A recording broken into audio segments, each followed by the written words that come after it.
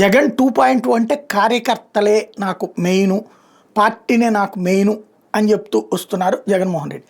చంద్రబాబు నాయుడు అట్లాగే చెప్పి అంతకుముందు చేసేవాళ్ళు కాదనేవాళ్ళు ఈ దఫా చంద్రబాబు నాయుడు ఆ మాట చెప్పి పూర్తిగా కార్యకర్తలకి స్వేచ్ఛ ఇచ్చేశారు. నిజంగా ప్రజాస్వామ్యం అనే కంటే కూడా కార్యకర్తల స్వామ్యం రాజకీయ స్వామ్యం అయిపోయింది. రేపు నేను వచ్చినా కూడా రాజకీయ ప్రభుత్వమే నడుపుతానని చెప్తున్నారు జగన్మోహన్ రెడ్డి. లేటెస్ట్గా ఆయన చెప్పేది ఏంటంటే చాలా చోట్ల వేధింపులు హింస ఎదురవుతున్నాయి కాబట్టి కార్యకర్తలకు ఒక యాప్ పెట్టబోతున్నారట.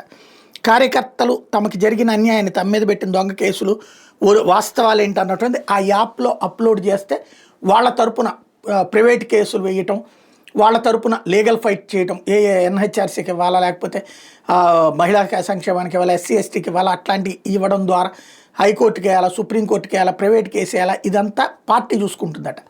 నెంబర్ 1. నెంబర్ 2 వచ్చేటప్పటికి ఇవన్నీ రికార్డు చేసుకుని ఉంటుందంట వాళ్ళ డిజిటల్ వింగ్. ఆ తర్వాత రేపు ప్రభుత్వం వచ్చిన తర్వాత వాళ్ళ సంగతి తేలుస్తాం, వాళ్ళకి గుణపాఠం చెప్తాం. ఇవాళ తెలుగుదేశం పార్టీ ఏ విత్తు అయితే నాటిందో రేపు అదే చెట్టుగా మనం సమాధానం చెప్పబోతున్నాం అంటూ ఇవాళ వాళ్ళ పొలిటికల్ అఫైర్స్ కమిటీ, మామూలుగా తెలుగుదేశంలో పాలిట్ బ్యూరో కమిటీ ఉంటుంది, వీళ్ళు పొలిటికల్ అఫైర్స్ కమిటీ అంటారు. ఆ మీటింగ్లో తేల్చి చెప్పినటువంటి పరిస్థితి జగన్మోహన్ రెడ్డిది.